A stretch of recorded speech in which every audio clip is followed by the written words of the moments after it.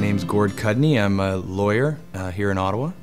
My mom passed away 5 years ago, give or take, of breast cancer, and she had been sick for about 3 or 4 years. So when she passed away, we went through the process, set up the funeral, did all the things that were supposed to be done, and I frankly thought that, I'd come through it pretty well and went back to work and had looked it in the eye. But about 2 or 3 months later, I started to have trouble sleeping. Then from there, I started taking time off work, and then, would go visit the family doctor, and he'd say, there might be something else going on here. And of course, I was embarrassed, didn't want to address the fact that it could be a psychological problem. So continued to be in denial and say, no, it's fine. I must have, we'll do another test, we'll figure out what's wrong. So I missed 2 weeks of work, then a month of work.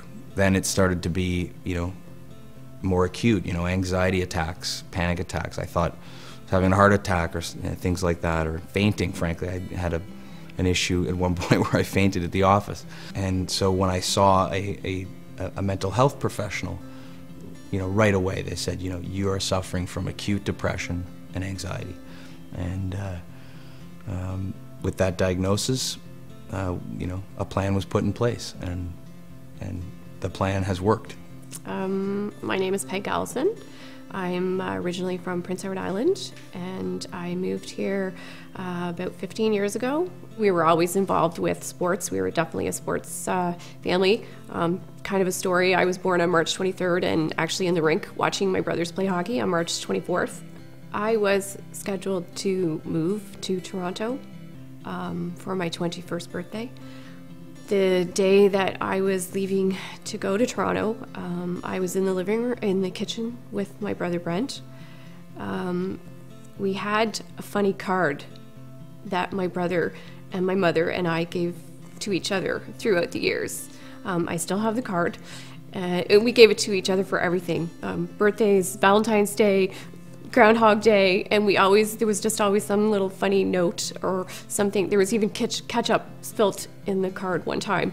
When I left him that day to go to the train, I wish now that he would have reached out to me and said, "Don't go," because I feel like I was the last one to see him, and I wish that he would have said something to me, like, "Don't go, don't move, I'm sick, I need help," but he never did. And so I left on the train with the card, and the next morning at 8 o'clock in the morning, I was very sick, homesick probably already, but very sick and thinking about my family. And I opened the card, and inside the card it said, "This will be the last time for this card." And I didn't understand it until I arrived in Toronto that evening at 6 o'clock and got a phone call from my brother telling me that Brent had taken his own life. My vision of a center of excellence is that wouldn't it be nice if you were suffering from mental illness, if you're suffering from depression, you walk into those doors and you have people that'll do all the blood tests that are necessary that may help you. They may do the brain scans that may help identify where and what your diagnosis might be.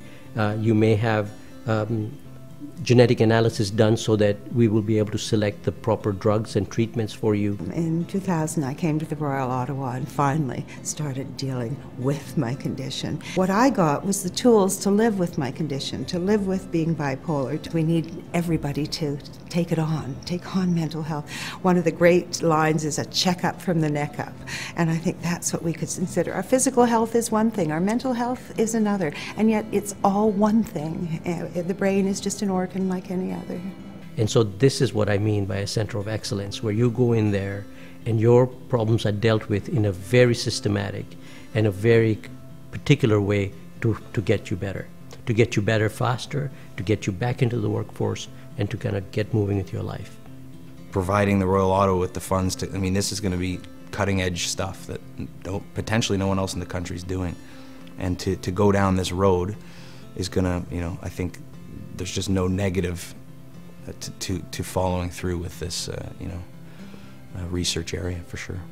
I lost my brother 20 years ago, but I'm here now to tell people that I'm now just able to open up and talk about this. And so I would love to have people just to be able to open up to someone that may be suffering.